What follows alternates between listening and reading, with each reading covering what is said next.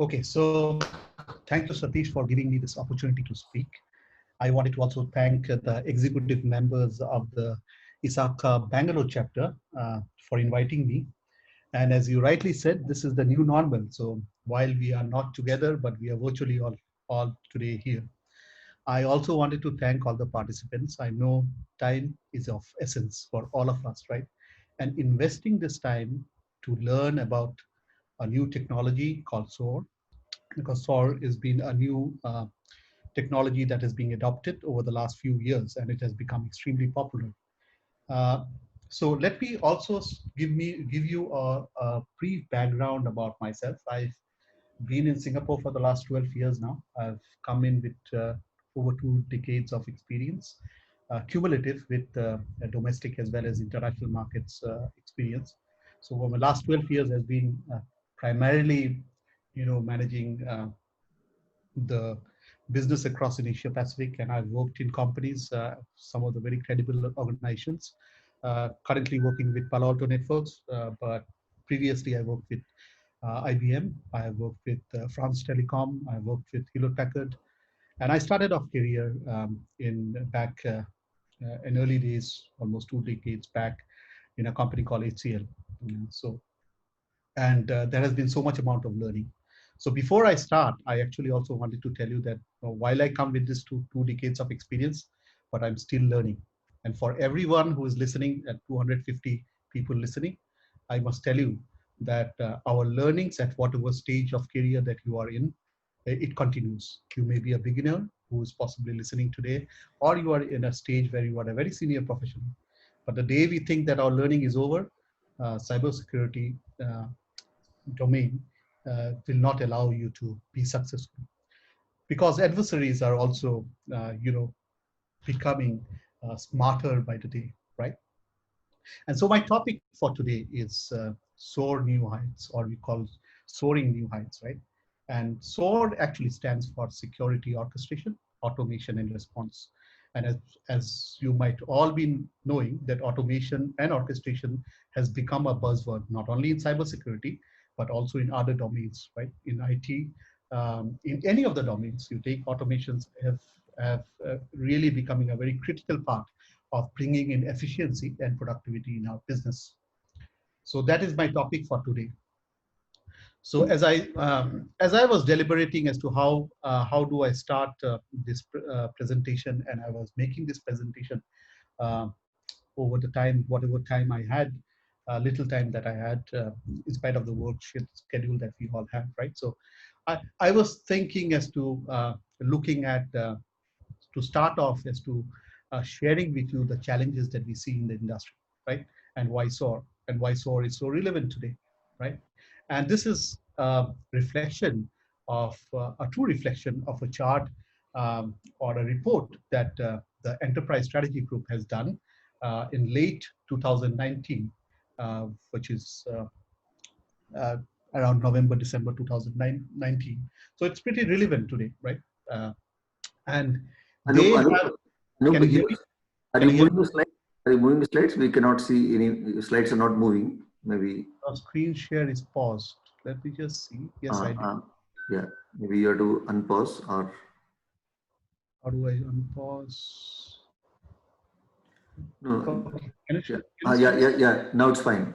Okay. Now the screen has changed. Yeah, and also there is a slight feedback. Your voice is a little low. Maybe you can just speak a little louder or close to the microphone, please. Yeah, Okay. Is it clear now? absolutely clear. Yes, and your screen is also visible now. The next screen. Okay. So I was trying to.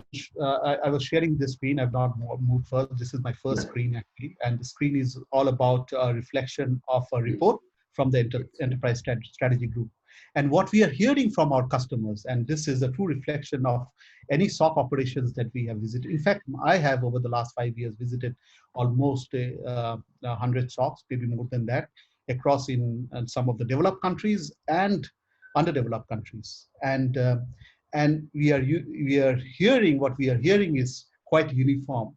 And what customers are telling us is that the attack surface is growing, right?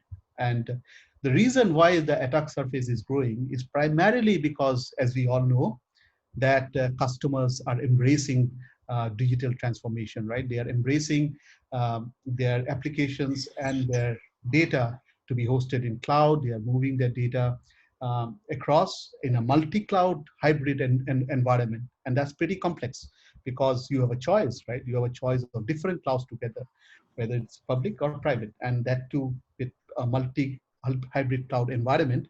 The threats landscape is also increasing, right? The challenge is growing.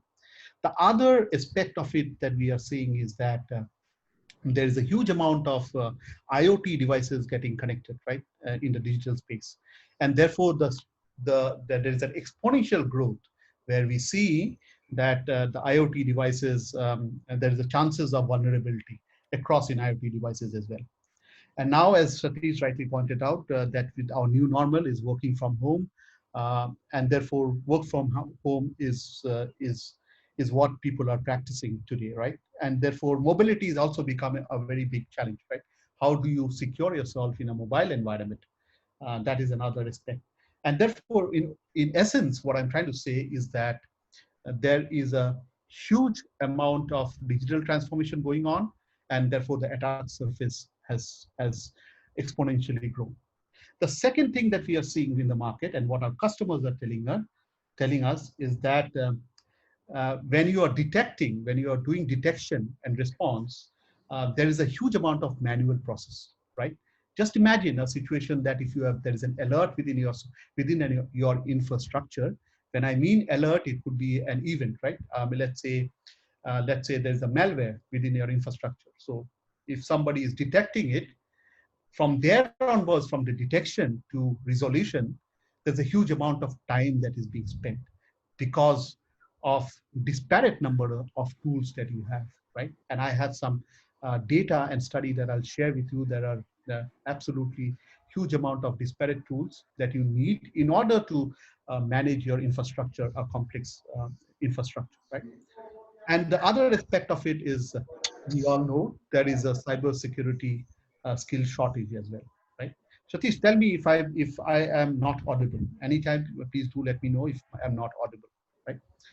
Um, I'm hoping that yeah, I'm audible. And the, and so there is a cybersecurity skills gap, right? We all know there are every vendor or customers would put in a slide saying that the challenge today is how do we get skill set. And as we are professionals, we also have a role to play in ensuring the next generation of students who are coming out. They come out with cybersecurity. They are encouraged to take cybersecurity as a profession. There is a lot of work to be done, and they can make good careers out of it, right? And the other aspect of it with this report would say is that the volume and sophistication of threats has increased manifold. Why is it so? As much as we are using technology, you must also know adversaries or bad actors are also using a lot of technology as well. In fact, there are instances where adversaries are using technologies which are machine learning, artificial intelligence, in order to penetrate a customer's network or infrastructure. So therefore, you see the challenge within a SOC operation is growing, right?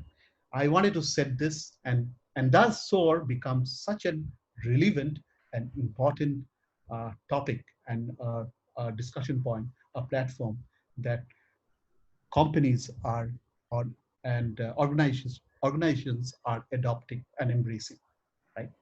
So I wanted to set this context, the context of what are the challenges, right? So my next slide is about, we all have, we know that we're talking about, because SOAR is about response, right? How do you respond?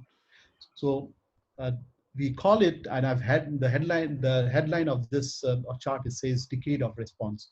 And this has been coined by a very famous gentleman called Bruce Nair. I had the privilege of working with him while I was with IBM, one of the most respected cryptographers, cybersecurity professional, writer, and in fact a celebrity, right? He says that this is going to be a decade of response. and therefore a SOAR tool will be an extremely critical component of that response journey. Right? So good security requires focus in three areas, right? And this is a chart which really has been that I've taken up from the NIST framework, and we all know that a framework has 5 domains, right? The domains are identify, prevention, detection, response, and the other being recovery, right? So prevention becomes a very important component of it, right? In while you have a response process. So when I talk about prevention, you help to continuously stop attacks, right, and remediate vulnerabilities. But here, when I talk about prevention, I also wanted to introduce you to something called zero trust. And zero trust has become extremely popular in today's world, where organizations are adopting zero trust. So what do you mean by zero trust? And I wanted to find some definition of zero trust, right? So I've got a definition which says zero trust means that no one is trusted by default from inside or outside the network. And there is a verification which is required for everyone trying to gain access to resources, right? So prevention is something where you are building controls, right? You're building controls in order to ensure that that you have tools to stop attack within your infrastructure. But once you have prevention, you still need to have detection, because you may have controls in place. As we all know, there is still a residual risk, right? A risk which is still, risk is never zero. And this is something which I'm learning, right? And Satish has been my teacher. So he has taught me that risk is never zero. And so you see, you may have prevention tool, but you will still have residual risk.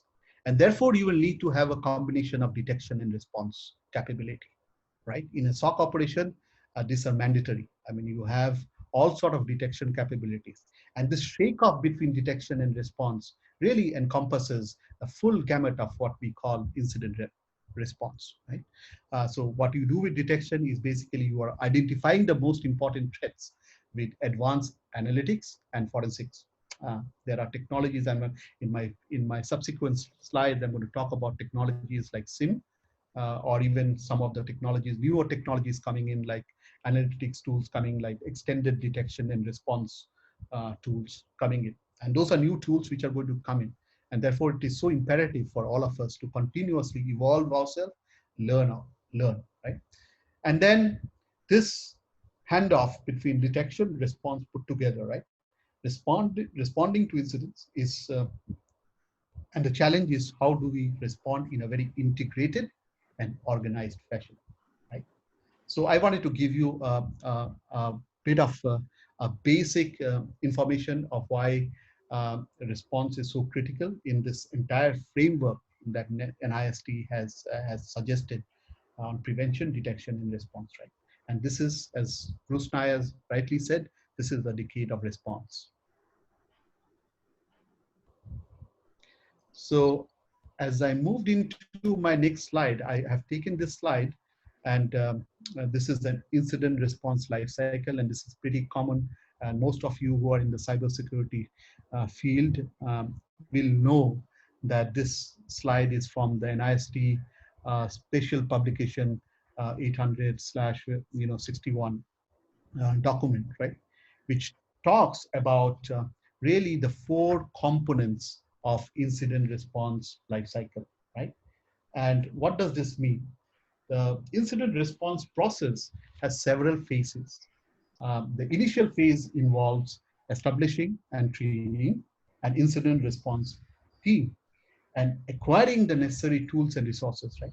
During preparation, the organizations also attempts to limit the number of incidents that will occur by selecting and implementing a set of controls. That's what I talked about prevention, right? A set of controls that that is based on the results of risk assessment, right? So that is the preparation phase of it. And then as you move on to the detection and analysis phase, right? So detection analysis is something that you have got to do as an incident responder. As you find out threats, you do something like managed threat hunting. you are using technology in order to detect and analyze and then respond, right? And the next phase is containment, eradication, and recovery. That's another phase that is a very important component of incident response. And in each of the phase, the SOAR will play a role, and I'll tell you why, right? And how SOAR plays a role. And finally is the post-incident activity. So once you finish off, you do containment, you detect an incident, you eliminate that incident, and then and recover the system. Then you also do post-incident activity.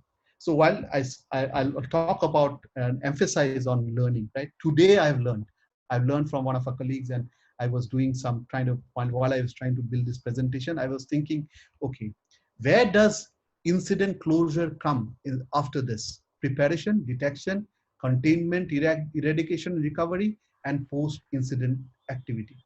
I'll just pause for a second and think about it. Where will the incident closure come in? So my answer to this was, and my friend's answer to this was also, it will come in between containment, eradication, and then you have incident closure. And then you may have a post-incident activity. But I was wrong. So my learning today, incident closure will come post-incident activity. That's a good thing, right? I mean, so this is like a cycle. This is like a life cycle, and you continuously put in a kind of a loop, right? A feedback loop in order to improve your process, your incident response life cycle. This is something that I wanted to share with you as I move along. And the other aspect is, some of the definitions. I'm not going to read through the definitions, but I'm definitely going to touch upon why incident response, what is incident response in the context of cybersecurity, right? And this is kind of gives you an indications of cybersecurity incident response capabilities. Why it helps customers minimize the impact of a breach. You are minimizing the impact of a breach by injecting an experienced team.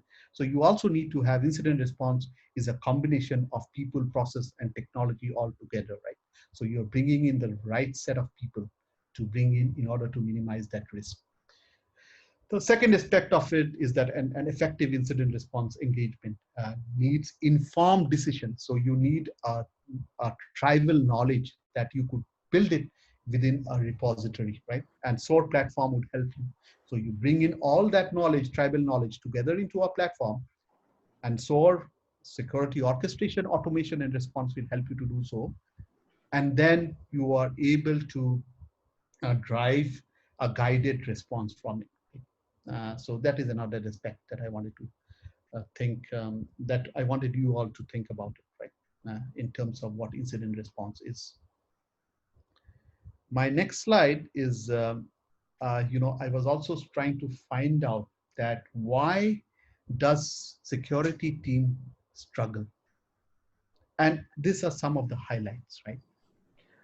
As I said in my first slide, right, there is an avalanche of alerts, right? That is, since the surface area has increased, the volumes have increased of alerts have increased, right? And then there is an alert fatigue. Incident responders or SOC operations, the biggest challenge that you see today is that that you cannot, there is the huge amount of noise, right? And this is another from this survey is from a report from Ponemon Research Labs. Larry Ponemon actually has a report that suggested that there is 174,000 alerts per week from any mid-sized to large-sized organization. So that is the kind of average figure. So imagine if you have 174,000 alerts per week, can you manage it as a human? Can you review it with how many? And there is a skills gap as well. That's also we have seen that our customers and within a SOC operations are talking about it, right? Saying that there is a skill shortage. So there is one side, there is a skill shortage. There is Second aspect of it, there is a digital transformation going on. The third aspect, the volumes are increasing.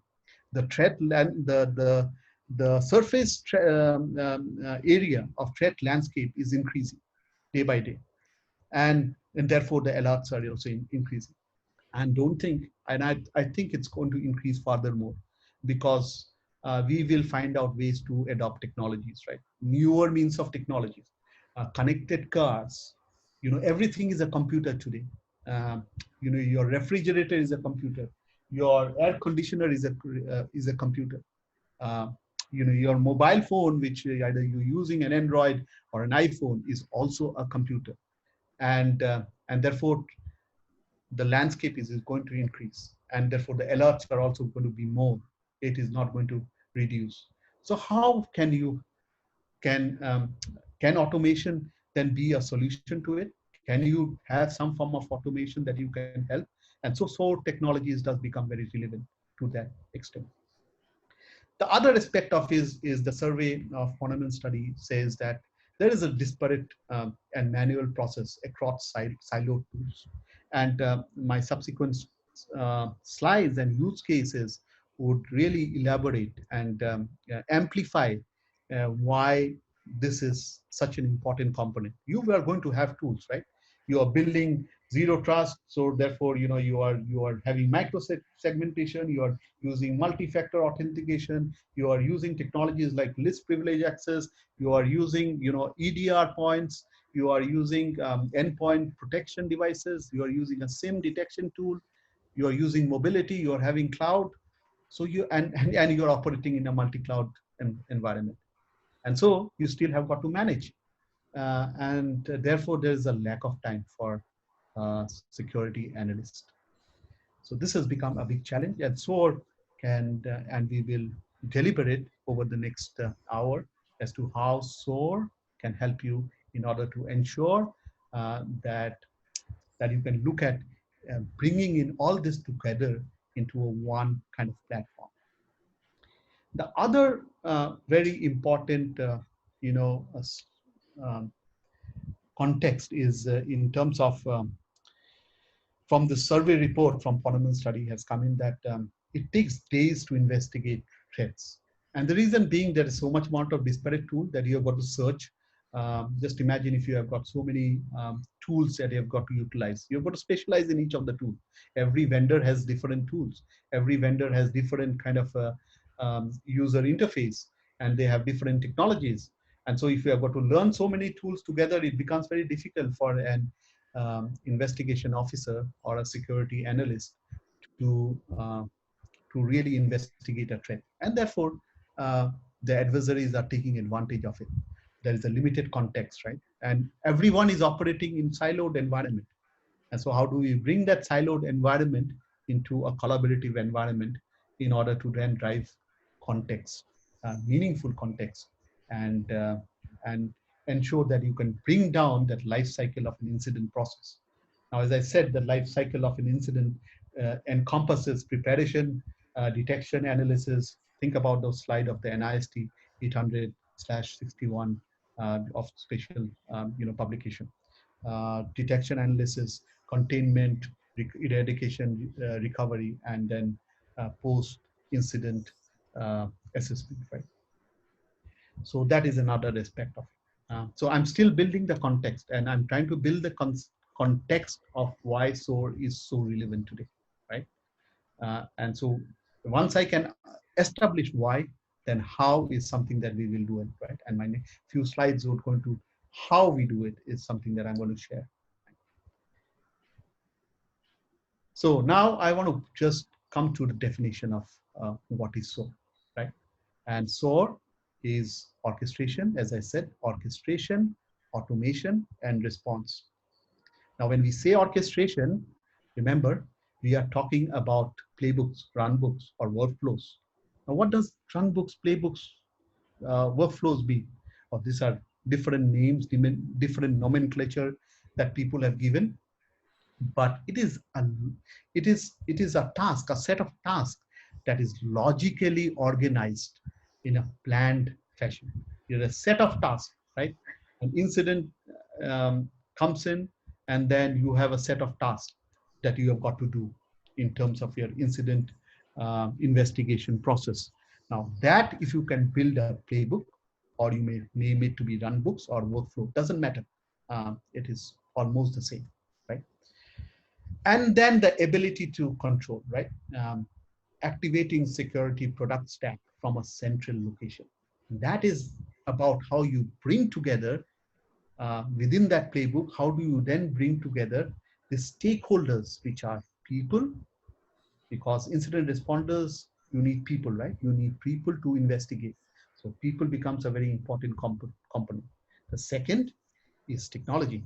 So there are different technologies. You all have to bring that together. And then processes. All that, if you can bring together, you're building an orchestration. I give an example of a symphony. You're blowing, if you are, let's say, playing in a, if you are watching a symphony, you'll see different players, right? You are playing, somebody is playing a violin, somebody is singing, somebody is playing some other, musical instrument, and all that together then becomes such a musical, um, you know, uh, piece that you feel like hearing. It becomes such a brilliant piece. So think about orchestration to be a symphony where you bring people, process, technology all put together into one forum, and a SOAR technology helps you to do that. Right? The second is about automation. Automation is key, right? So automation is about how you are having technology integration from one to the other. If you can automate a few repeatable, so I'm going to talk about automation use cases later, but at least think about automation of how do you automate something that you are sure of. Um, let's say 2 plus 2 is equal to 4. And every time 2 plus 2 comes in, it is 4. It cannot be 5. So I can, if I know two things together, I can automate that. I do not automate. I must also warn everyone that this is a buzzword that people in cybersecurity, if everybody says that I'm going to automate, you do not, because there is a complexity. You automate what you know. You do not automate what you do not know. So automate in your process, in your organizations, or if you're learning, or if you are a practitioner, uh, do so in cases where you know. You automate which is known. You do not automate which is unknown. And cybersecurity has a lot of unknowns. Okay, but there are repeatable, consistent tasks that you can automate. For example, if you have an alert coming in, if you know the characteristics of that alert, and that attributes to some form of a malware or ransomware or a phishing attack, you can automatically automate by having some form of a severity, and then automate it saying that, okay, I know within my organization, Mr. X is the specialist who manages malware. So automate it in a way that this incident goes directly to a person who is a malware expert. Uh, those kind of things you can do, which you know, but do not automate which you do not. That's one advice that I have. Uh, and the other aspect is the case management capabilities. Now, as I said, processes are very key. And in my first slide, I also did mention about detection and response is very manual. So case management gives you a ability to build in repeatability, consistency, task after task. You know this after this, the next task, and and an incident response would have that form of consistency, and case management would help you, particularly when you are in in a cybersecurity domain. There are case management tools, IT case management tools, and there are a number of case management tools that are brilliant case management tools. But for a SOC operation, case managements are different. Why is it so? Because cybersecurity incidents are very complex. They are very, dynamic. They may change, like, they may change colors. Now you may detect as a phishing mail or a system intrusion, but as you go along your investigation process, you may say that system intrusion actually has turned out to be, it could be a malware. So you need organization or incident responders to be dynamic, and unlike just a sequential set of tasks. You therefore now need to understand that when you see that this alert is a system intrusion, but you found out that investigation is that it is a malware, then you have to have a treatment which you investigate. If it is a system intrusion, what is the set of tasks you've got to do? If it is a malware, what is the set of tasks you have got to do? And then you come to some form of a conclusion, right? And that becomes your treatment. The other aspect of it is collaboration, right? Remember, in cybersecurity is all about managing risk, isn't it? It is about managing risk, and therefore it is important and imperative for security professional to collaborate and ensure that the reports are taken care of. I mean, the management is aware of it. There could be HR, legal processes. There are cases where you need to inform the legal team, and therefore collaboration becomes a very important component of this response process, right? Um, so collaboration is a very important thing, and a SOAR technology is able to handle orchestration piece of it, automation piece of it, and the case management and reporting, communication and collaboration piece of it, right? All that put together. So let me now move into the next slide. Okay, so I'm again going to touch upon 4 SOAR challenges. We did talk about some surveys report, right? My first slide was that, right? But as you look at it, this is again the Ponemon study. Larry Ponemon had come out with this report saying there is a persistent skill shortage, right? So there is, and this report says that what is the percentage, right? 77% of organizations have difficulty hiring and retaining IT security professionals.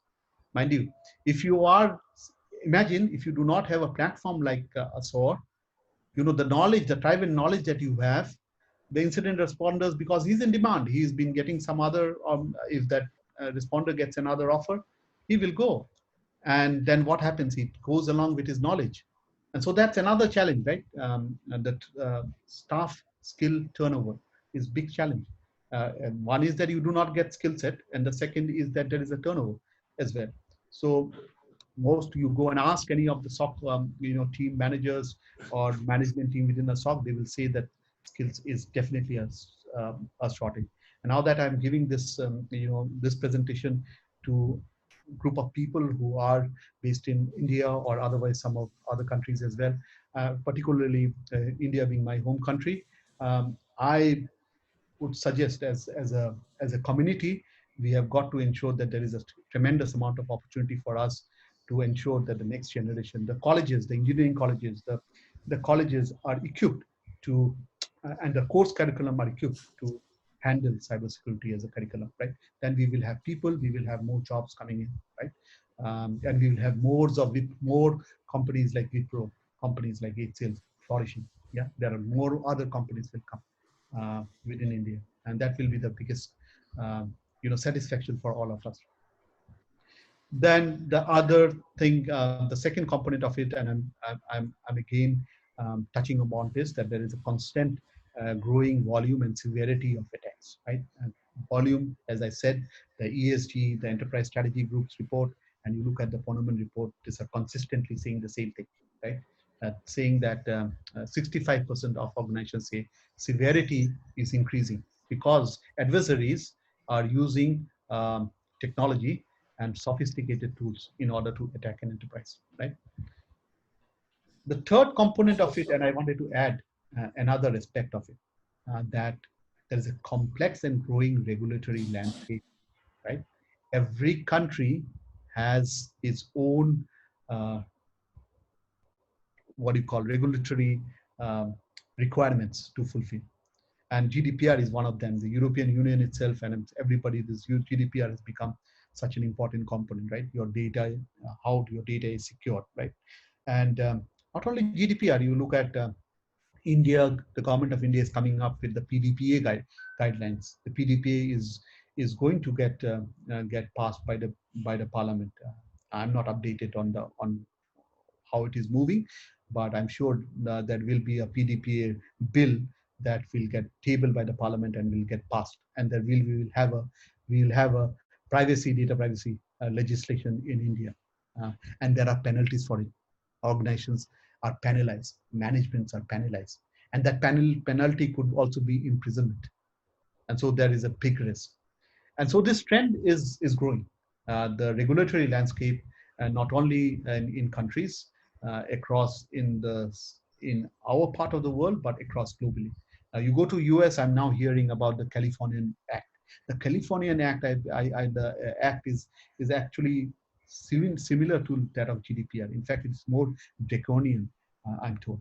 So SOAR can also help you to mitigate some of those challenges. Because as you know, in one part of it, I did mention about collaboration, how you collaborate, how you notify. So for example, in GDPR, if there is a breach, you have got to notify the regulatory organization, right? So there are tools, there is way that you can notify it. If there is a breach, there is an alert happening immediately in 4 hours, notified. So automatically, and you can do that by automating as well, right? Or orchestrating by taking a permission from people, and the people then approves it, and then the notification goes across. Other aspect, again, as I said, is again consistent, right? There are 30 security tools on an average within a decent large size organization, maybe more, maybe more. And if I have to name some of them, you look at it, right? Just think about it. Within a SOC, you have a SIM. Within endpoint, if you're talking about network, you talk about IPS, IDS, firewall. So if you look at the endpoints, you talk about what do you call agents, APP, endpoint protection devices, antiviruses, patch management solutions, and then you look at so many other tools, SIM detection tools, SIM, XDR, and then there are so many other tools. You have ticketing system. So I can go on, and organizations will have those tools. And imagine in a situation you are in a cloud environment. There are so many other aspects of it, cloud mobility coming into play as well. So the tools will also grow. It will not be reduced. It will grow furthermore. So that is another aspect that I wanted to share. Okay.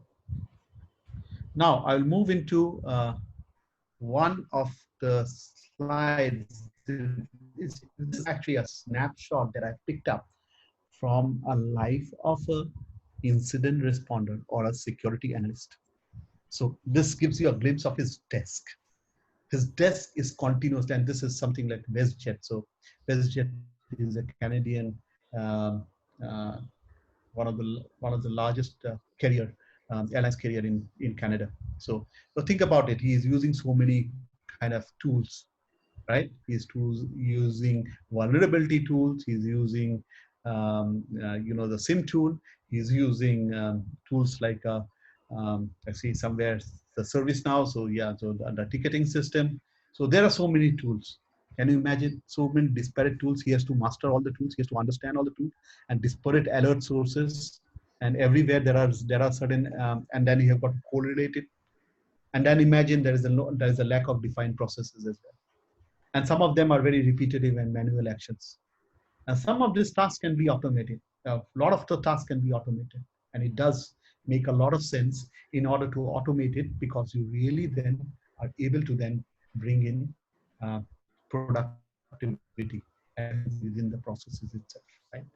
Uh, and so this is distinctly evident that there's a lack of product interconnectivity, right? And SOAR can help you. So this is a kind of a glimpse of an incident responder which is using without a SOAR platform, and his life is difficult.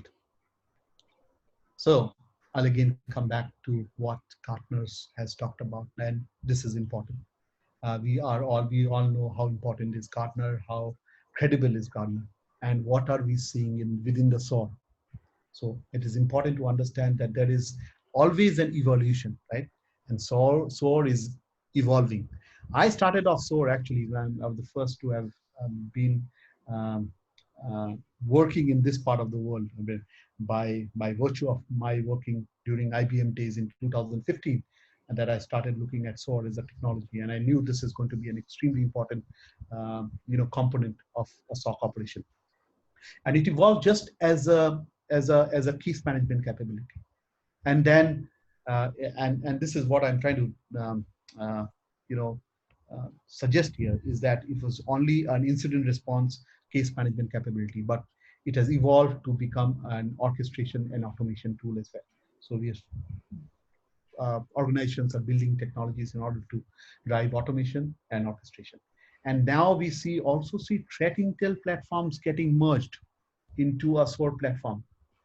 If somebody says that SOAR without a threat intel feed, doesn't make much of a sense, because you need to have a use case to share with you, where threat intels are disparate threat intel information coming in from some of the reputed organizations like IBM's own X-Force, then Symantec's on DeepSight Symantec tool. Then you have Virus Total from Google had acquired a company called Virus Total. That's another threat intel feeds. So you need to have disparate. Then there are open sources threat feeds. There are dark web threat feeds. And so you need all that threat feeds, right? For investigations, if you don't have that threat feeds, how will you know whether this indicators of compromise is or the artifacts is malicious or not? So you have that information. You need that knowledge, that information coming in from the threat feed vendors, right? So you are bringing all that together. And I also see the vulnerability management coming into play as well. And I have one slide that I will share. Unfortunately, I wanted to show you a video, but I'm not going to show that one. But I'm going to just illustrate it with one example.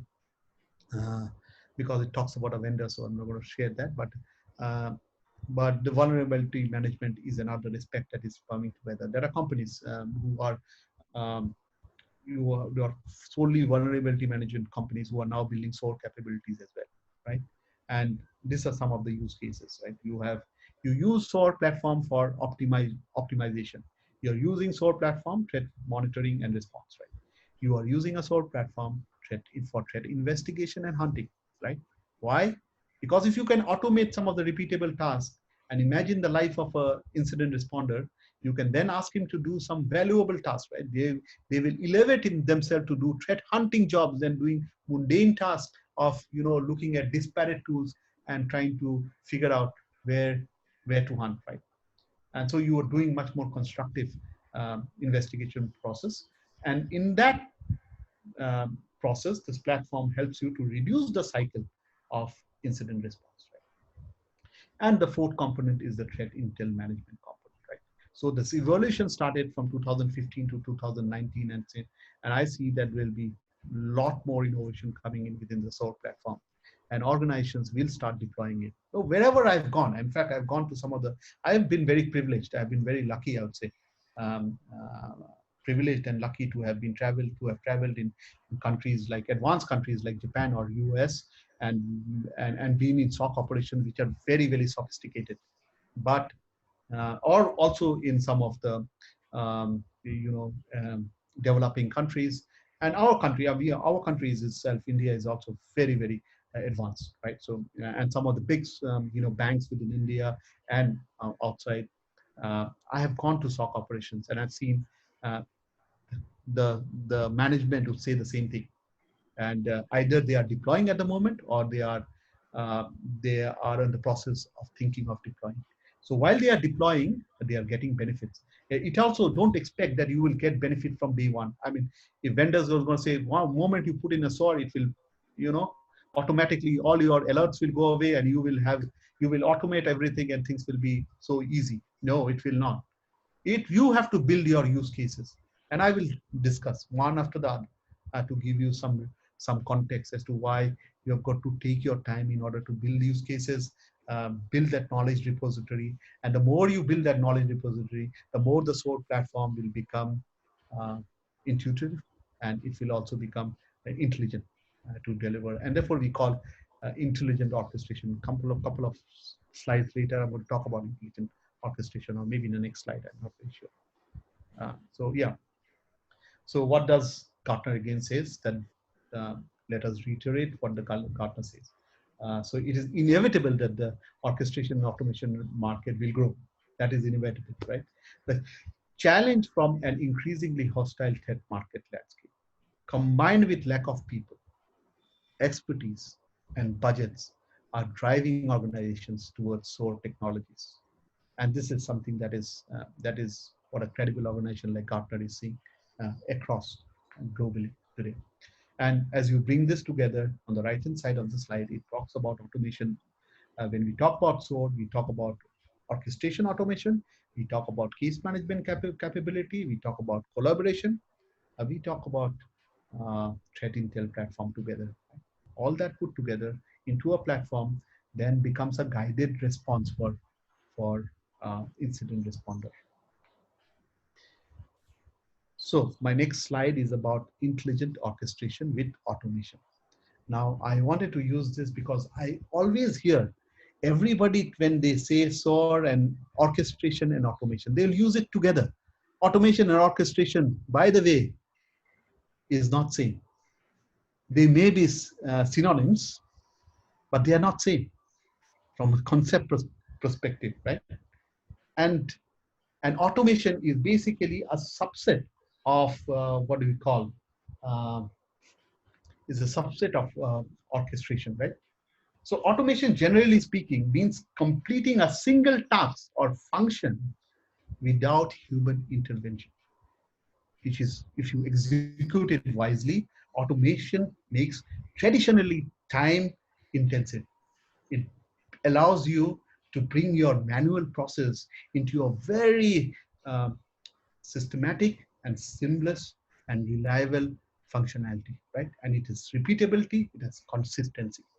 But remember, automation speaking is a single task function. So you're doing technology automation. Let's say you're automating a task, meaning, let's say I want to automate, and there are examples we will talk about in future slides, but let me give you one example of how I want to automate a small automation.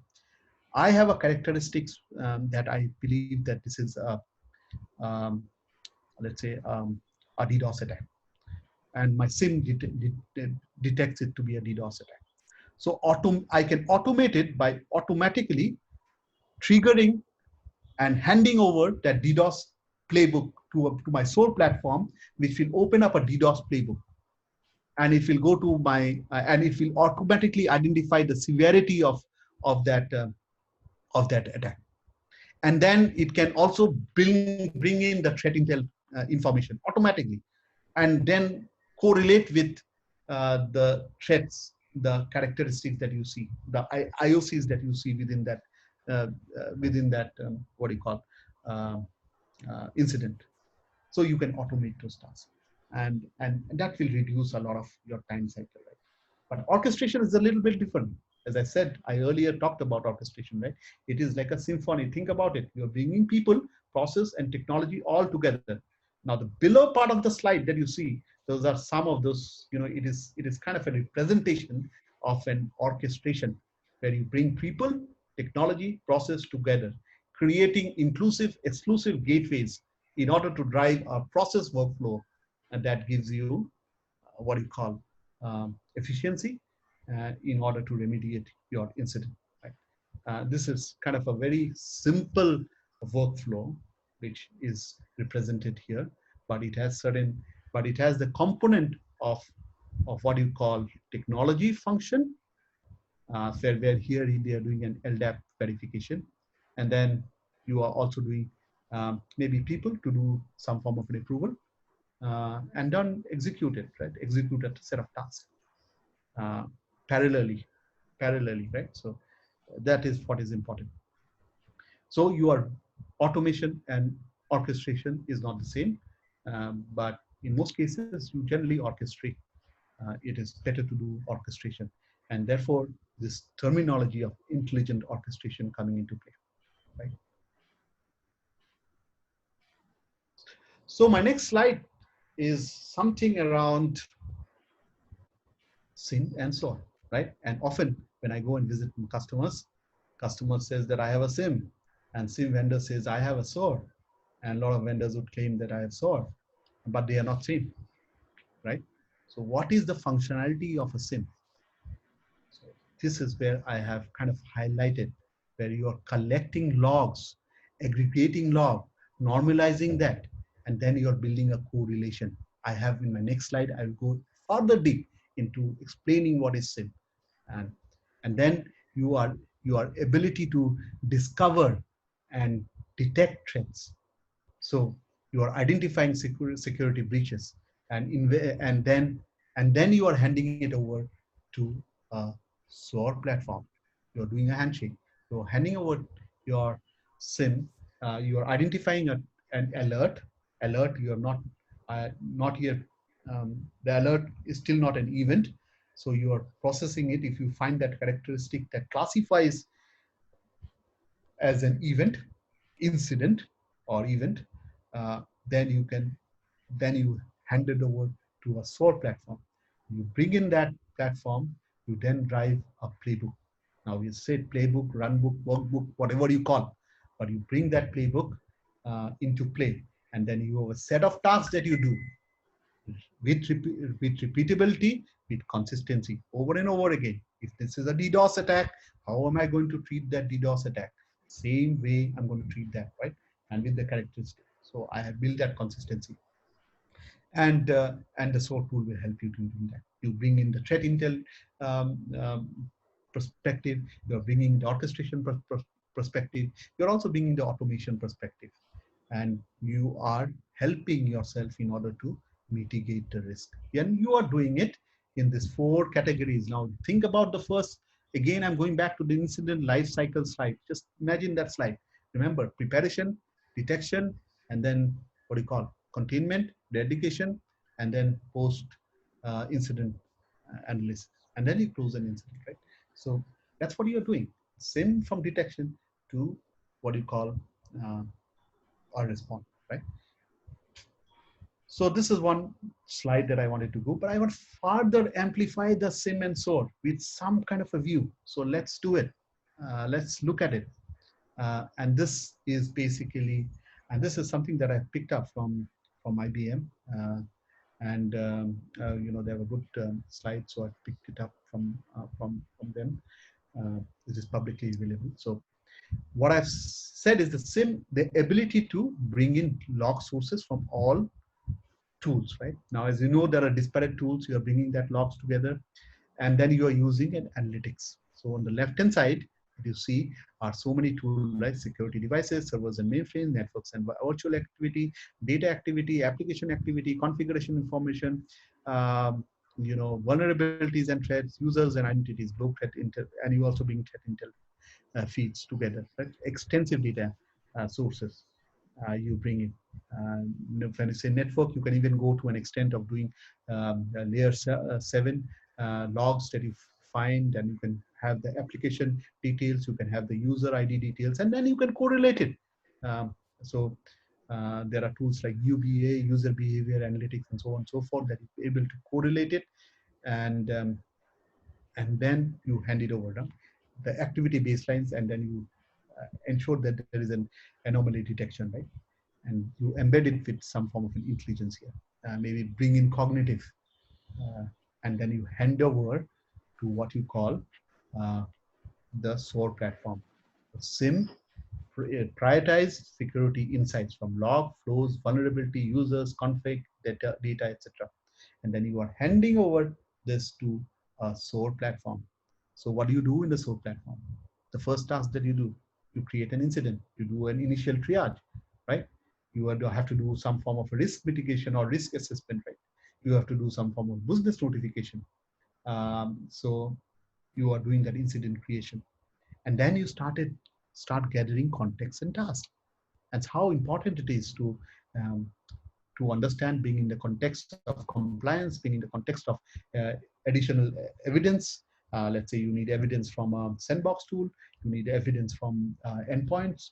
So you bring in that data back into, you need it from Active Directory, you need information and enrichment from the CMDB database for your, let's say, the asset database.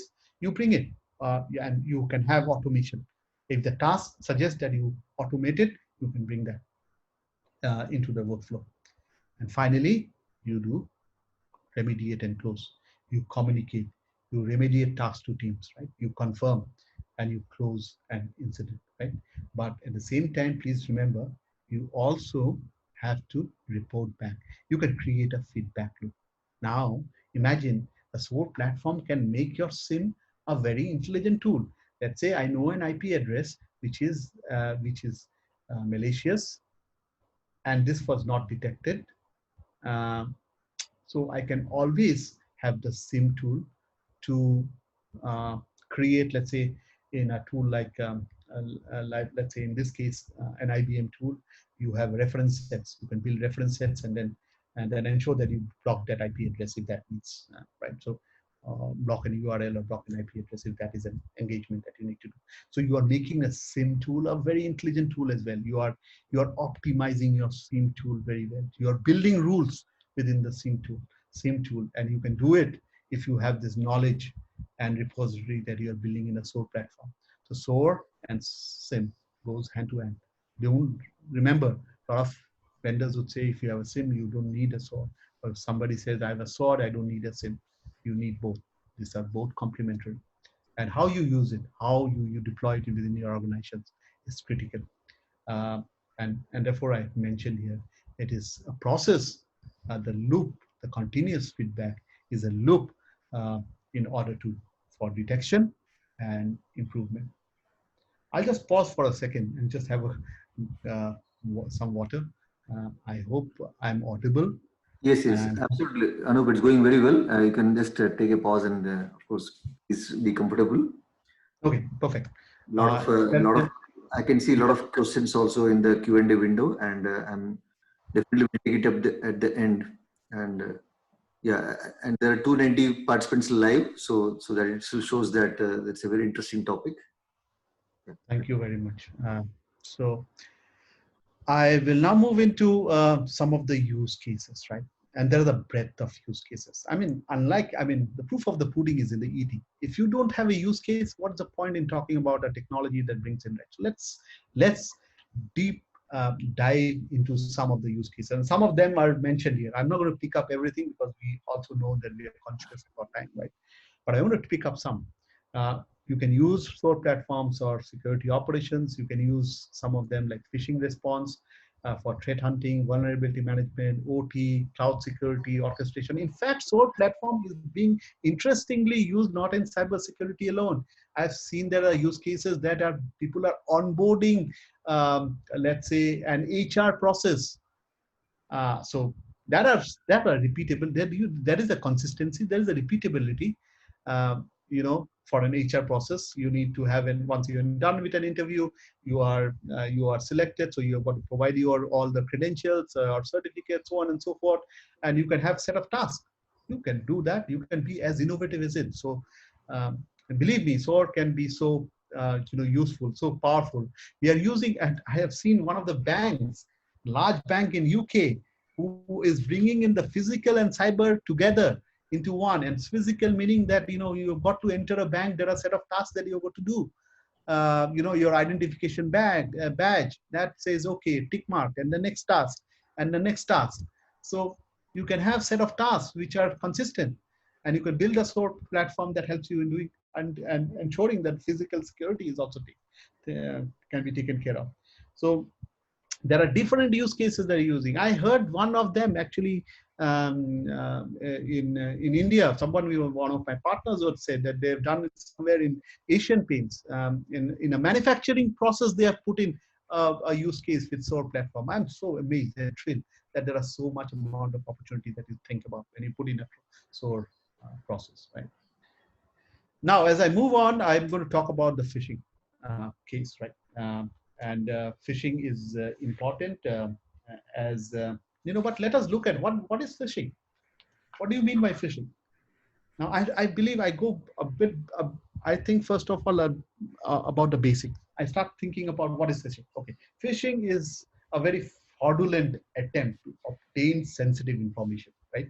It is such as you need your username, you need your Aadhaar card details, you need your credit card details, you need your social security number, and you are disguising oneself as a trustworthy entity, and mostly done in a form of electronic communication, typically carried out by what we call email spoofing or instant messages, right? And now we also see the trend of fake websites like COVID-19. There are a lot of COVID-19 kind of phishing campaigns that has been and growing at an alarming rate in order to track organizations and get sensitive data out of it, right? And therefore, everybody in our profession would stress on why awareness is so important, right? What to click, what not to click, and therefore always there is the management guidelines is to ensure that there is a security awareness, there is a training, and that people do not fall prey to such kind of ways that you can trap someone, right? So phishing is there are high alert volumes of phishing, right? Phishing attacks are frequent, easy to execute, uh, acts as an entry vector for most security attacks. So very easy way to do so, right? Phishing response is very laborious as well, very time consuming because it is a disjointed process. Security team must coordinate across email inboxes, threat intel, your firewall, your ticketing system, and your phishing response tools, right? So there is a disjointed process, and it is a nightmare uh, for incident responder or security analyst today to handle phishing as a main. So if there is, in fact, one of the studies would say that 95% of all attacks on an enterprise networks are a result of spear phishing, right? And remember my challenge I have talked about, right? There's an alert fatigue. Now, if I can automate this, if I know that this phishing can be automated, I can bring down the alerts, isn't it? Uh, so, uh, so what? So how do we do that? Right? So let's look at before and after as a SOAR approach of phishing response. Now, phishing, as I said, the triage is often manual, with security analysts having to go through the mailbox or some phishing detection tool, to discern what is malicious, right? The security team have to open multiple tool consoles, right? Often in parallel to enrich the phishing alert, right? For example, here it talks about check indicator uh, reputation, right? So you have got to go to a threat intel feed. You are you are finding out the indicator, context, the reputation of that IOC, right? And then bring in the context in order to from a SIM or an EDR tool or an XDR tool or so many tools, you can bring in all the context that you need in order to uh, for your what you call investigation process. Then you also need to detonate a file, right? So you use sandbox tools for malware analysis and so on. And finally, you also respond, right? You go to an EDR tool to respond. Either you quarantine, you block an IP address, you maybe go and open up a ticket within a IT ticketing system. You can also raise based on that phishing um, um, incident. You can raise the severity of that incident itself, right? And then also do some form of a kind of a notification across towards the management to make it to sensitize that there is a campaign of phishing even going on within an organization. Now this can be automated, and there you can, and if it has to be handled by just a manually by a person, by incident responder, of course he will be overloaded with alert, and alert fatigue will be common. There will be too much of noise. So how will you bring that noise down? Yes, the answer to it is that a SOAR is an approach that you can help to automate and orchestrate. And this is a kind of a workflow that would say that from an email, you are using a SOAR platform. Ingest that email, you can pass that email, enrich it with threat intel capability, enrich with extract the IP domain attachment or the artifacts from the threat intel, get the relevant context from the SIM or sandbox, and finally, you are also taking some form of a remediation, ticketing, severity, mail, informing an analyst, doing a collaboration. This can be automated. You can automate that task. So imagine if you have to do this, and if you do this after. I have one use cases that I have put in. I've taken some time to look at one use case where not a phishing incident, but just an incident showing that if it takes some minutes or some hours to do some manual task, and if you're using a SOAR tool, What is the tangible outcome? Can I get a tangible outcome? Can you show me what tangible outcome you can derive out of a SOAR platform? What benefits I get out of it? I have that. I'll share with you in some of my slides. So that's where is one approach that you have to build SOAR platform. You can have a SOAR platform that addresses your alert fatigue and phishing. As you said in my last slide, had talked about 95% of the attacks are basically phishing, right? Spear phishing. And so you can bring down that noise by using an automation tool. So my second use case is about IT process automation. And this is again about everyone operating in silos, right? Without a SOAR tool, right? That you are managing and responding to a security incident that involves a lot of team, right? Whether it is a NOC team in the firewall, there's a NOC team. Then on the network side of it, then there is an IT team, there are users. So without a SOAR tool, uh, with case management, security team, I'd say faces a lot of challenges, right? Because there is a team operating in silo, and there is a context which is missing.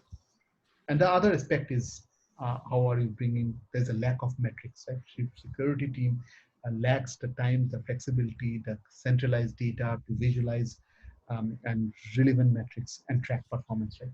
So you can address that through an automation, so platform automation. You can do some form of automation, and you automate what you know, and you can use orchestration. You can use threat intelligence. So you can use the entire SOAR platform to drive that consistency in order to bring down that disjointed process. You're using the SOAR platform for collaboration.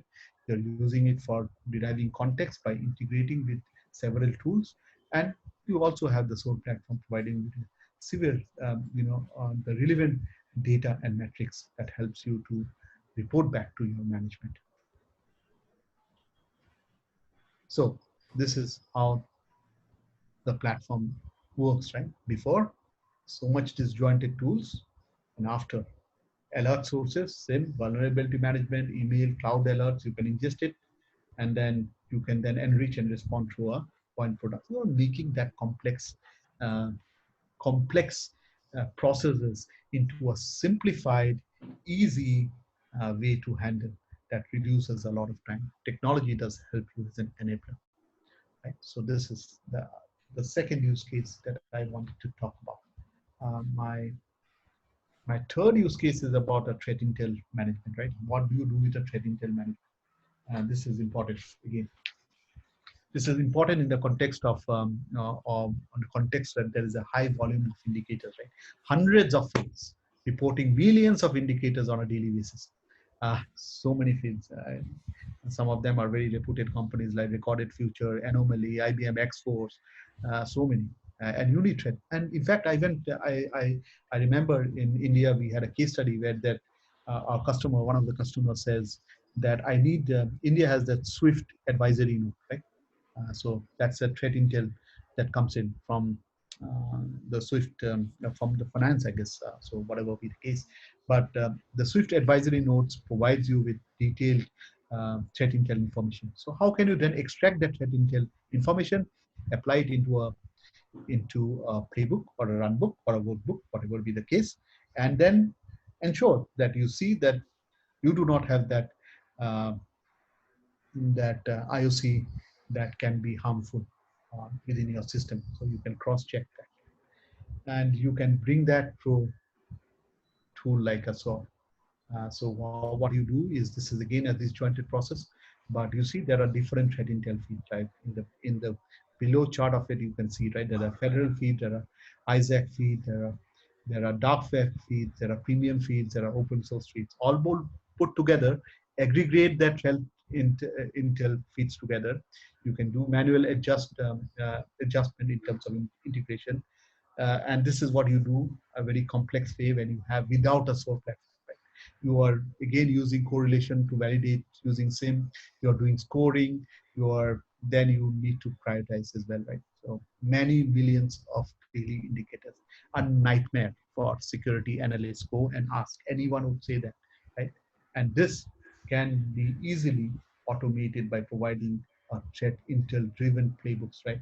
And this is again the entire um, thread feeds. Autofocus is one of them from Palo Alto as well. So you can build in automated playbooks. You are bringing in indicator enrichment, and then you can take actions, right? You can bring in the context together and take actions.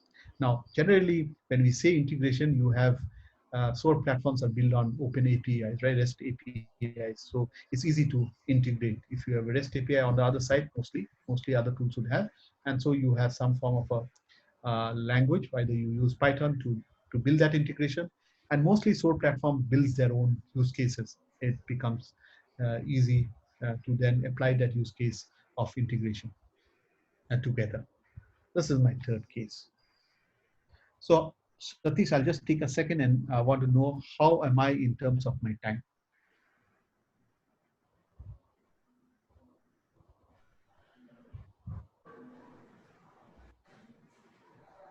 Okay, so maybe Satish is in the mute. So I'll use the same other simple workflow for vulnerability management. This is also becoming a part of the SOAR tool as well, right?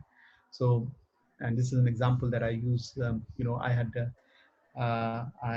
one of the cases that I had to work in Hong Kong with one of large casino in Greater China, where they wanted the asset information coming in from their assets across, and this is for their PCI compliance, and they have to ingest vulnerability and asset information from the vulnerability management tool, and then you can enrich endpoints with CVE data, and then through relevant tools, you are adding custom field to the vulnerability data.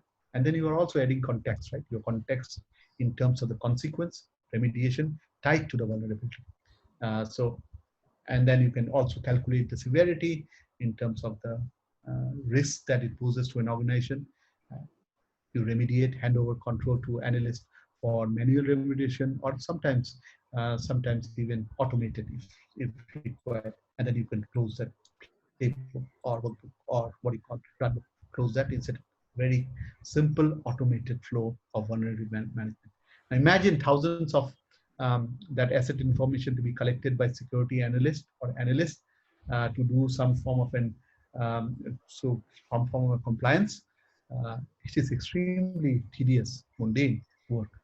Just automated, simple use case for compliances, and this has been amplified here as a workflow that a tool like SOAR can do.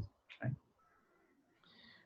My next case is really about SOC operation, and I'm going to take this case uh, as let's look at it as a fusion center and SOC as an operation, right?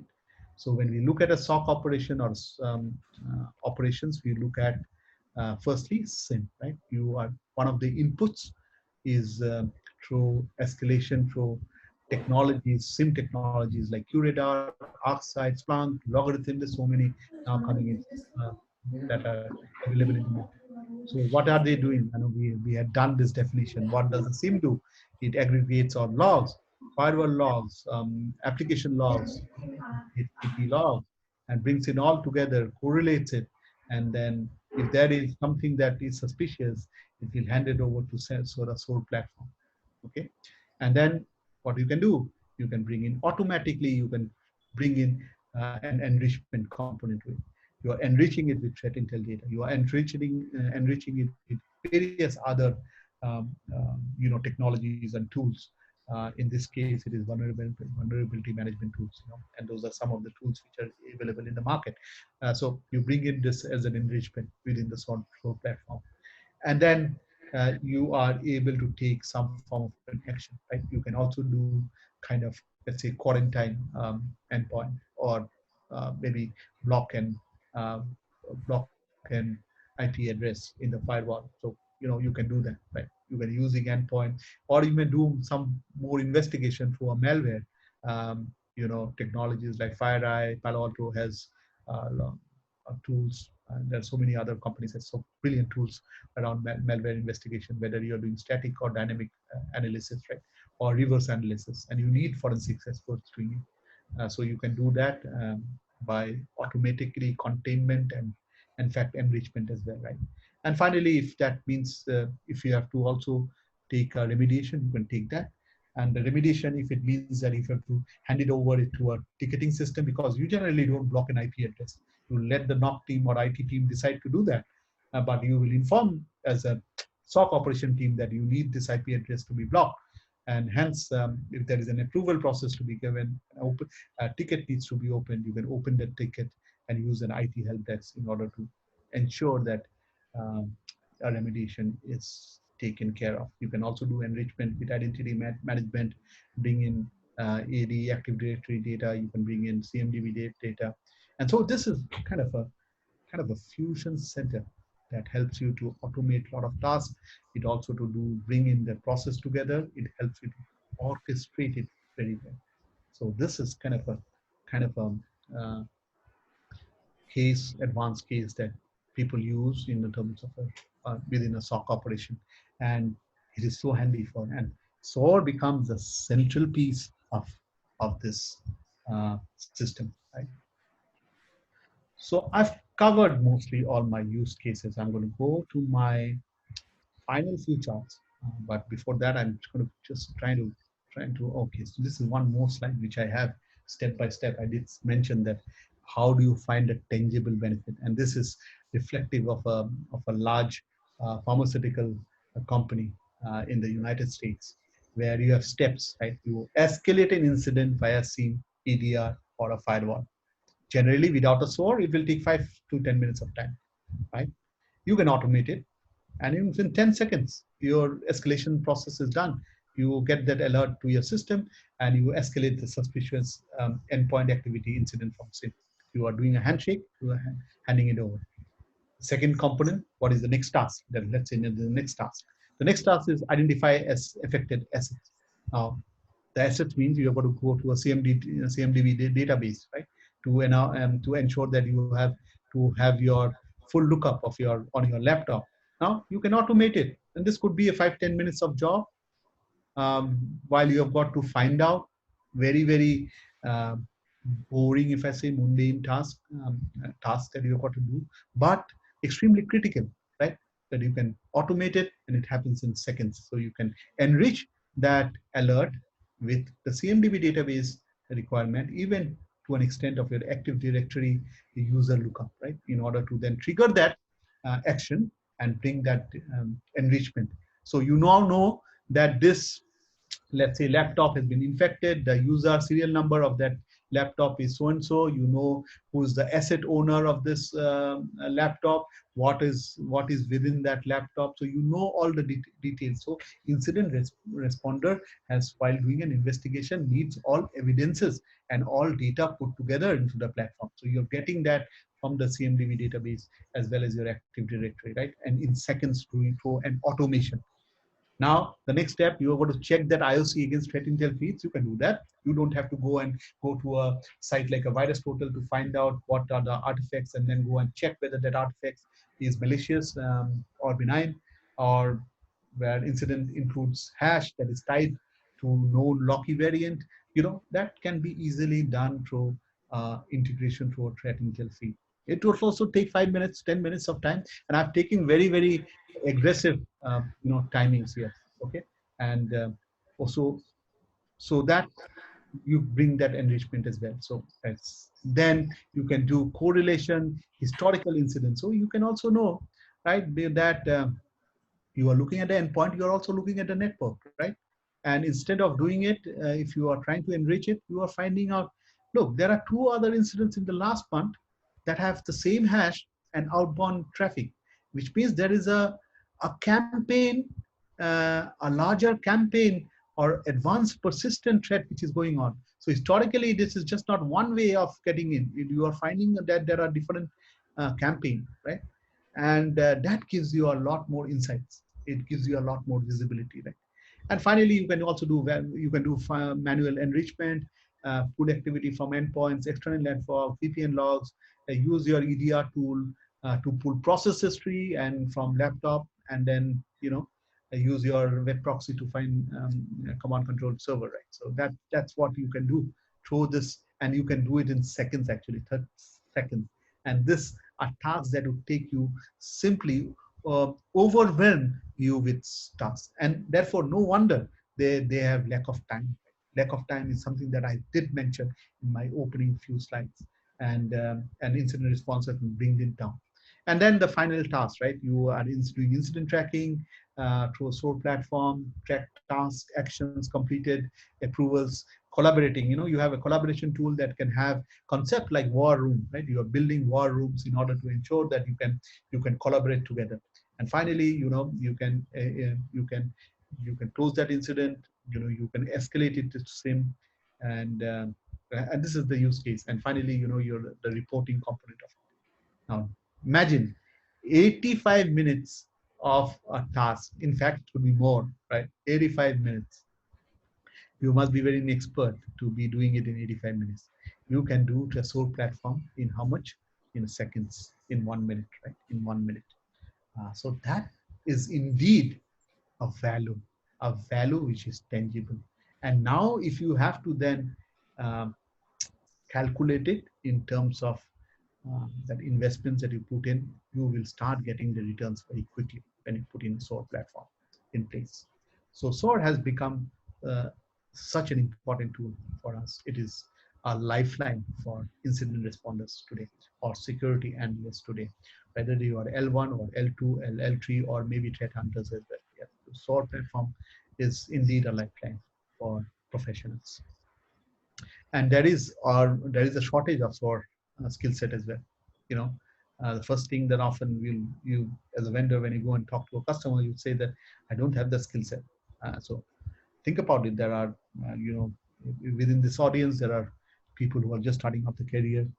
Maybe this could be a good you know, uh, area that you can specialize, and we will be in demand, I can assure you that. So now that I gave you one uh, you know, slide which has before SOAR, right?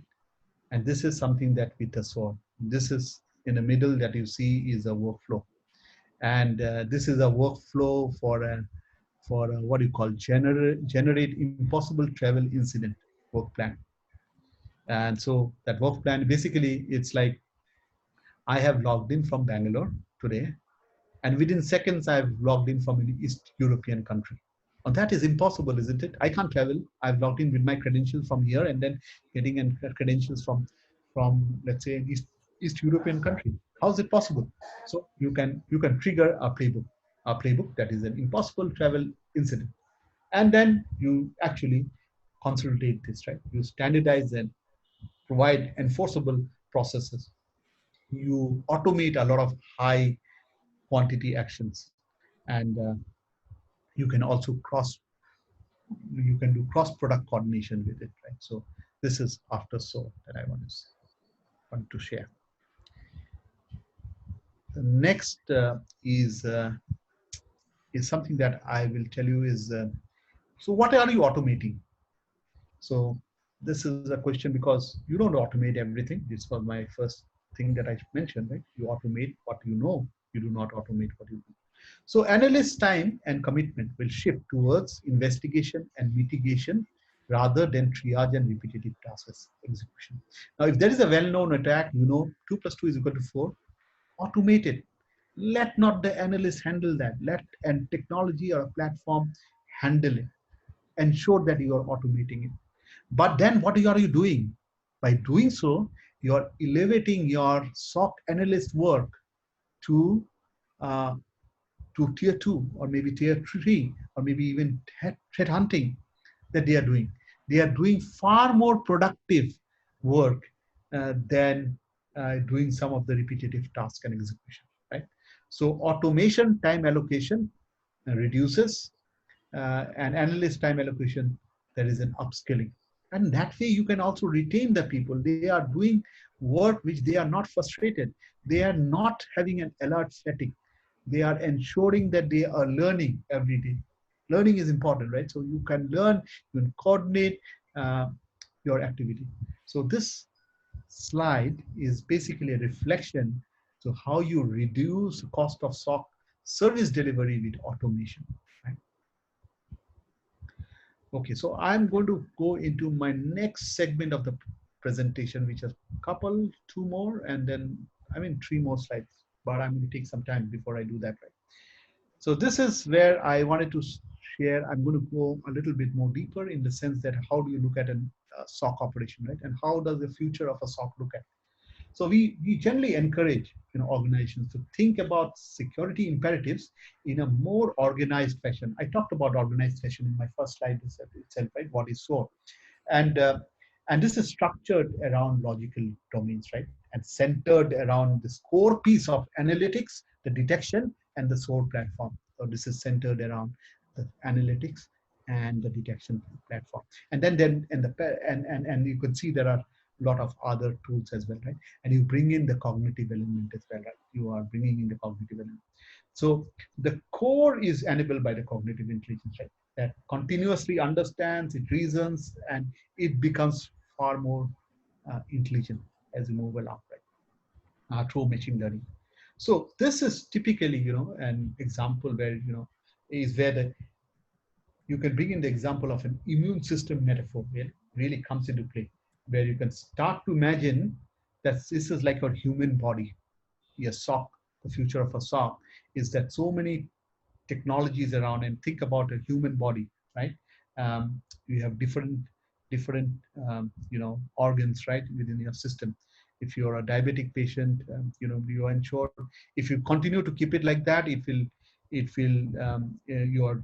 blood sugar will go up, and finally a time will come when it will impact your kidney, it will impact your heart, and it may impact overall system, right? And therefore you're going to keep a check on that, right? And then maybe have a multiple organ failure, because it is such. So my point of contention here is that you bring all that pieces together into the puzzle, and the SOAR platform does it very well, right?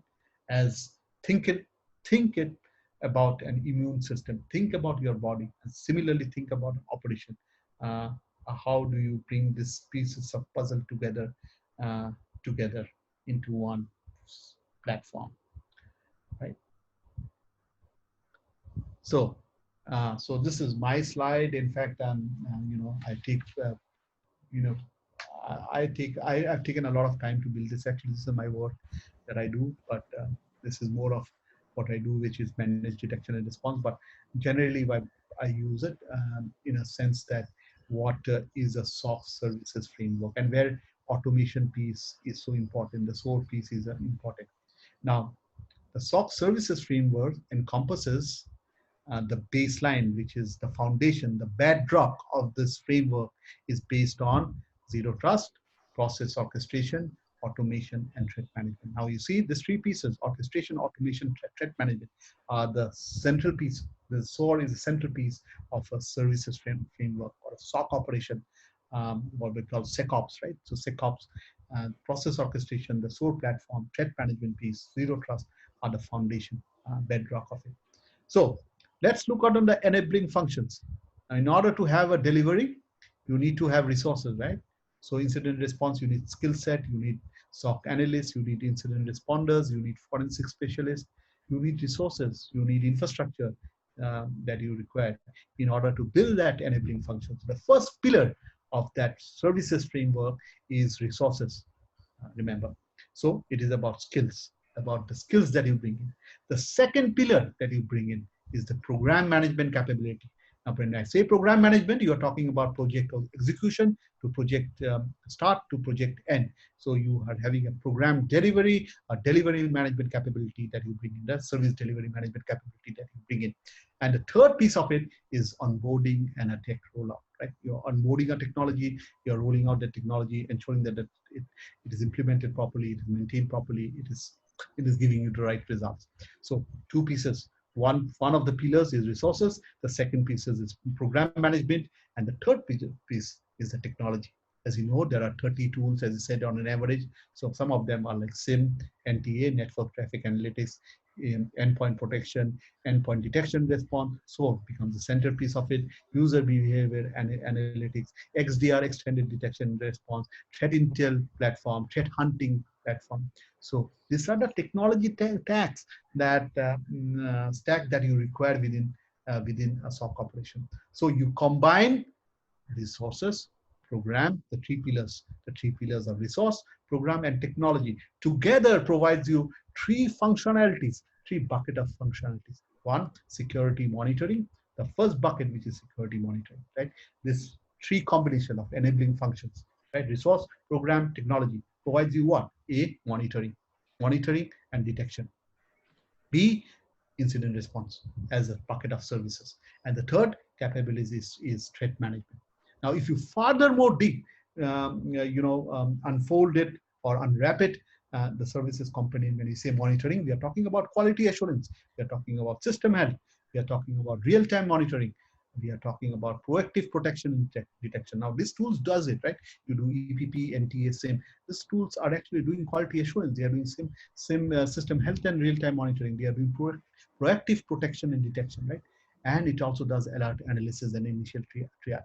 Now, this furthermore, it is a set of services catalog that you offer as a SOC services to your customers or possibly to your business, right? What are the services that you catalog that you provide, whether it is sensor monitoring, notification, network monitoring, application security monitoring. You can, nowadays technology has innovated so much, as I talked about, Dare 7, you get net flow data, network data, application data, you get data, user data, and then you can do data in motion monitoring, you can do infrastructure log monitoring, you can also do endpoint protection detection. So the outcome of all this for business, because end of the day, everything is about what does a SOC operation do, what a cyber security function is all about. It is about ensuring that you are simplifying the processes, you are ensuring that you are managing your business well, right? You are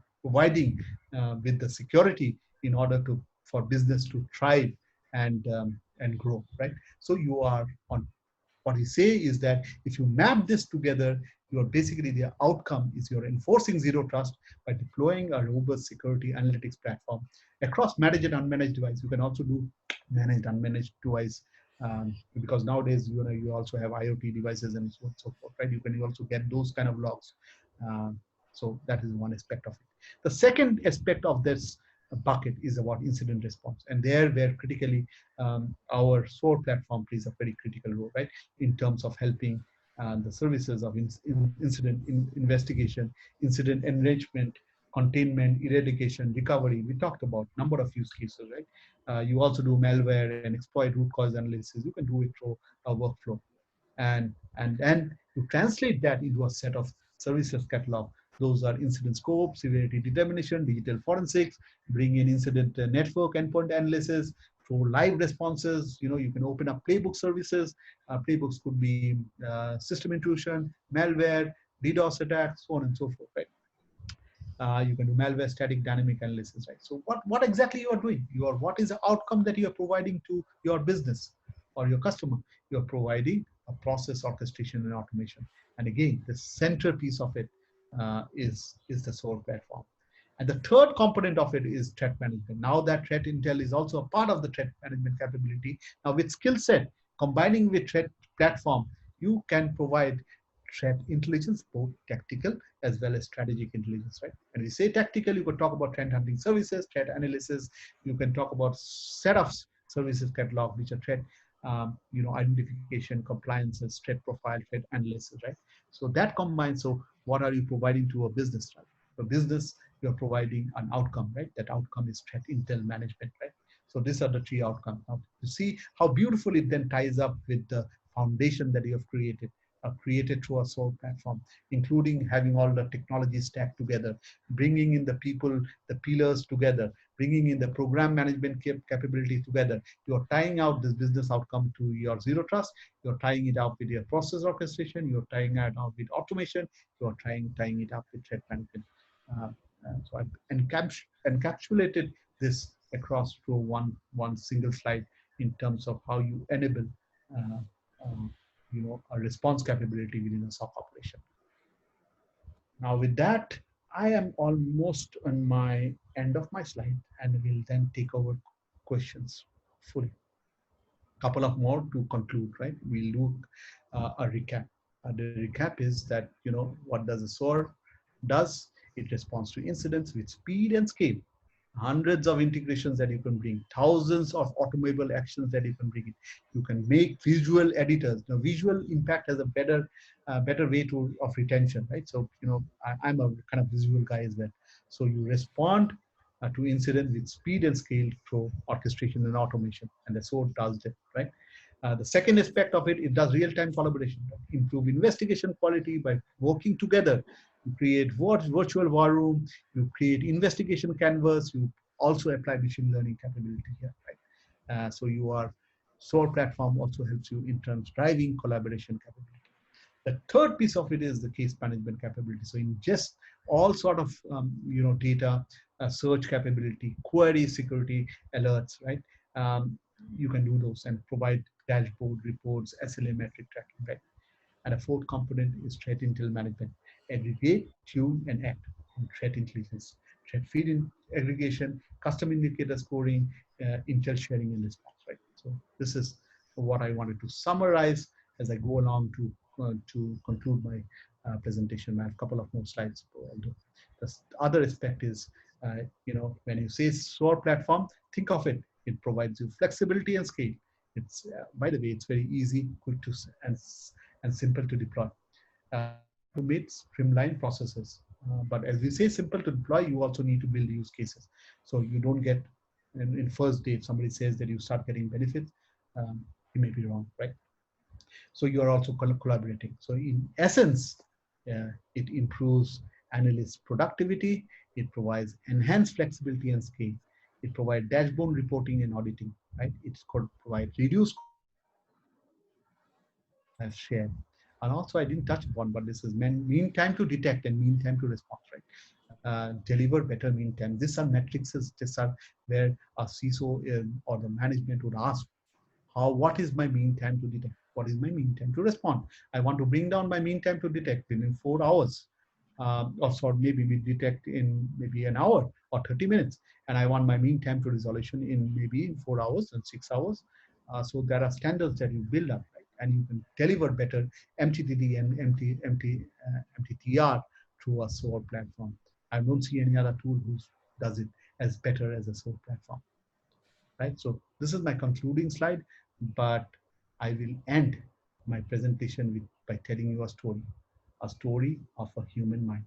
Now, on the right-hand side, you see this person, name is John Boyd. Now, I don't know whether you find out, Google John Boyd. That is a very interesting story.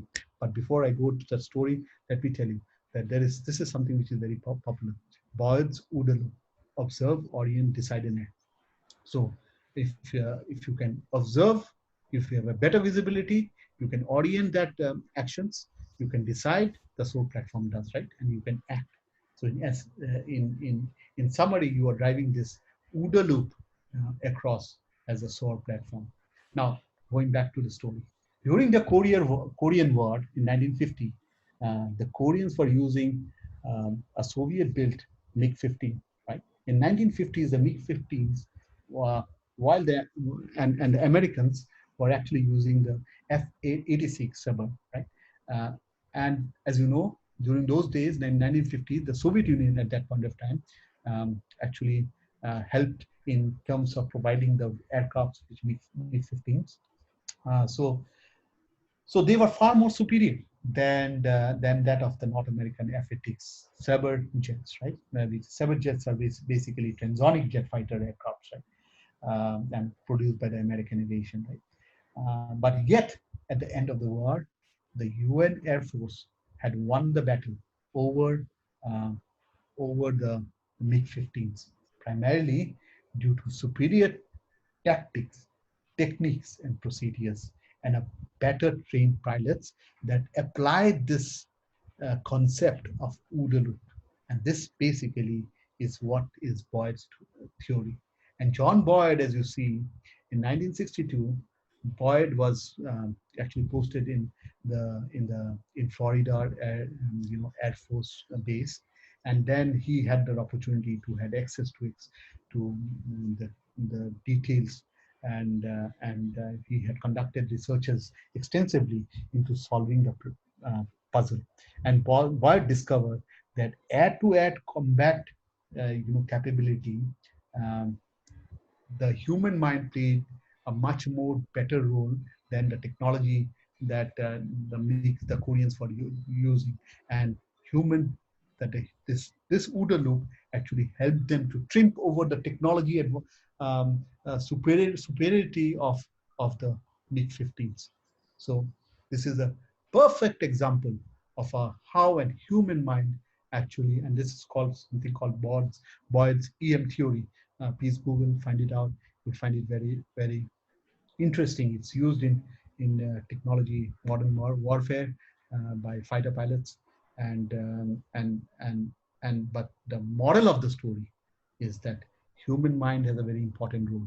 If you are structured, in spite of all adversaries can have technology innovations that they bring in, but if you are alert, if you are able to observe, orient, decide, and act faster than your adversary, you will triumph always over your adversary. With that, I'm going to finish. I think I'm almost done. I'll provide you with another 20-25 minutes of question and answer session. But Great. thank you So very much for the excellent presentation, Anup. In fact, a lot of efforts. I can see a lot of appreciations, and I know most of the questions have been answered by you. I should say, because initially people are asking questions on use cases, which you covered, but there's still a few questions in the Q&A window. I'll just quickly pick up few important ones. Of course, there are and few messages in chat window, more of appreciation, and I think a lot of great slides. I think so. Anup, as we speak, still 280 people are live. That it still shows that it's one of the great session. I'm sure people enjoyed it. So, quick a few questions. Can SOAR work with multiple SIM solutions in an organization? Suppose a group company have two different SIM solutions in two different companies. Can single SOAR gel with both SIM? This is a question from Prakash Kumar Ranjan. Oh, perfect. It's a fantastic question. I hear that. In fact, SOAR can be also be a matrix, can be used as a platform and a matrix to analyze the returns of investments that you are getting from different tools. And so to your question, SOAR can work with two SIMs together, bring in that ingestions, and then you can also find out now which alerts are false positive or which alerts are making sense, whether the two technologies that the customer has invested, whether it makes sense to bring it into one technology. But yeah, you can perfectly use it and use it as a measurement of both the tools, how they are performing at the same time. Great, thanks, Anup. So there's a question from Seema on which companies normally use this SOAR, and is it only for large companies or even for mid-size? Or she also asks, how old is this SOAR product around? SOAR actually started off sometime around 2014. I mean, I know when I was in IBM, IBM started off.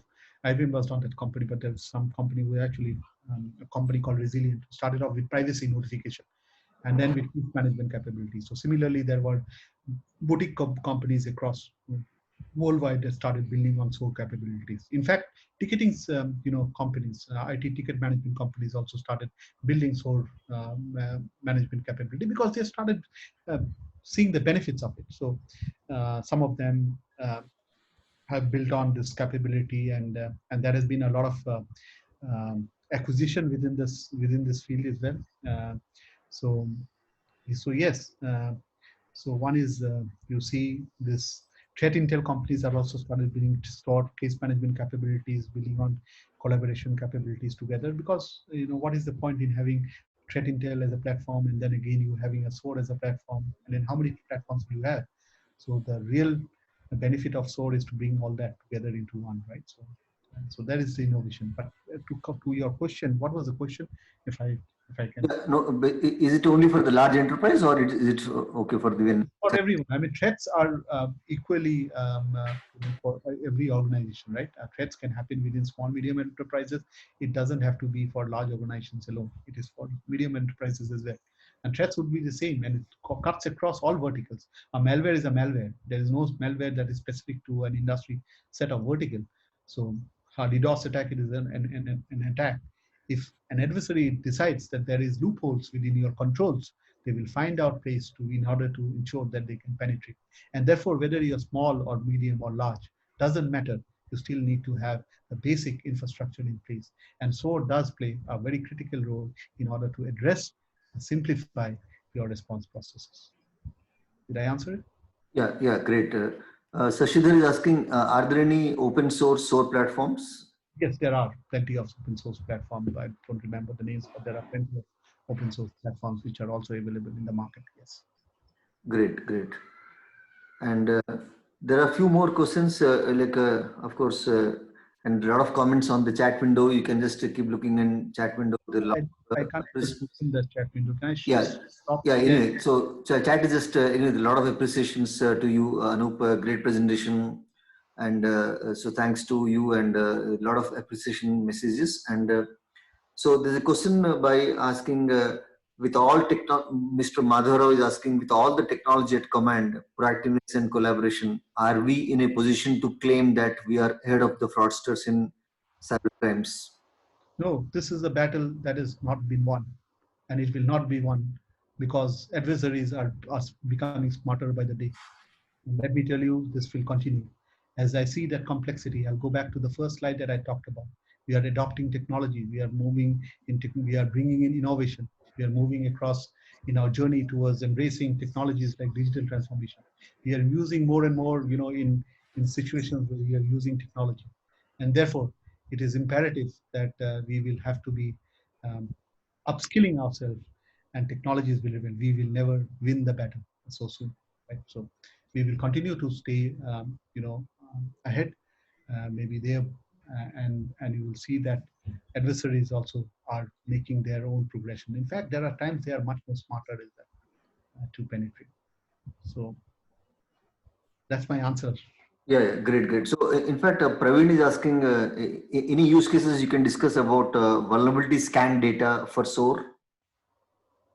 Yeah, so I shared that. I mean, we can take it. I can use I can give you a case study. I could possibly use, but I don't want to really talk about vendor specific. True. Yeah. But PCI compliances, you can use a SOAR platform.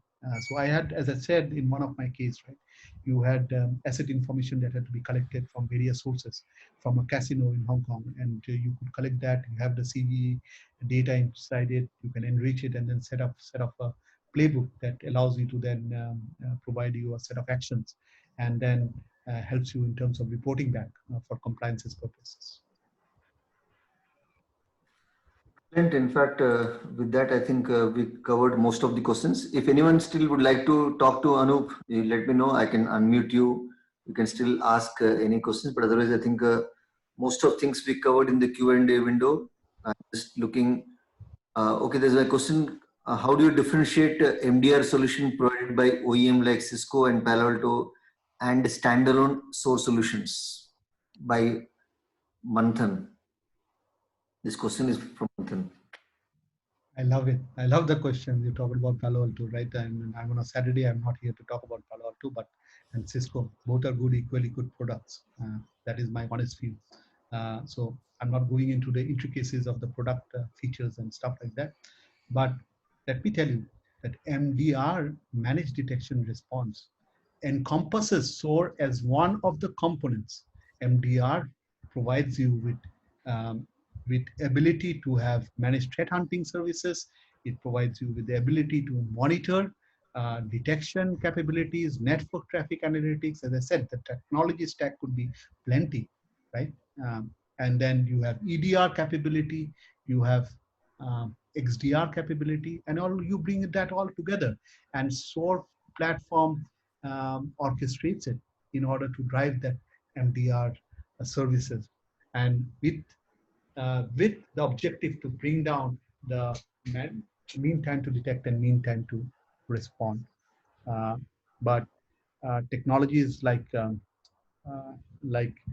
XDR has become very important as well, right? So there are innovations happening, and since you talked about Cisco and Palo Alto, they are both also leading cybersecurity companies. They are building up practices around extended detection and response.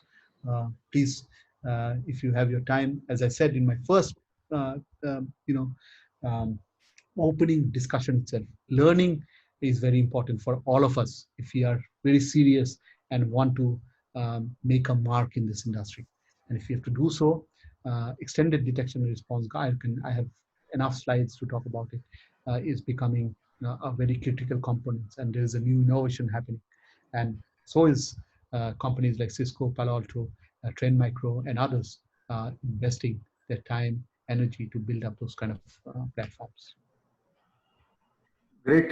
Thanks, Anup. I think we are just on time. And so I think there are few still comments and feedback coming in. So thanks all. And so I think you all can connect to Anup. The LinkedIn is there. I think Anup, again, you made a typo in the email ID. Oh, again, I just copied and pasted. Yeah. So no issue. So all of you, I think just Palo Alto Networks. Anyway, that's easy spelling, not an issue. So, but yeah, so requesting all participants, if still for more questions, you can just reach out to us or even Anup. I think he's definitely is reachable on LinkedIn. And so I think with that, we come to end. Anup, it was a great lot of comments coming on the chat window. I know if you can look at the chat window. I can't really look at it. I mean, I'm trying. Okay. Maybe you can just look at the chat. Yeah. Now I think if you stop share, you can now look at the chat.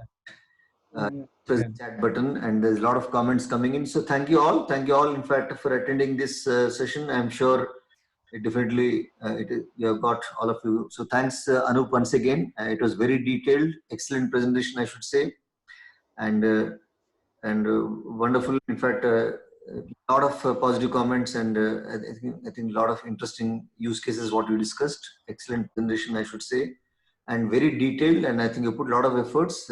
We really appreciate for your efforts, and I think a lot of active participation also from the participants, what I can see with a lot of active comments. And so normally we leave the chat window open, so there's a lot of discussions happening on the chat window also on your excellent use cases, the coverage.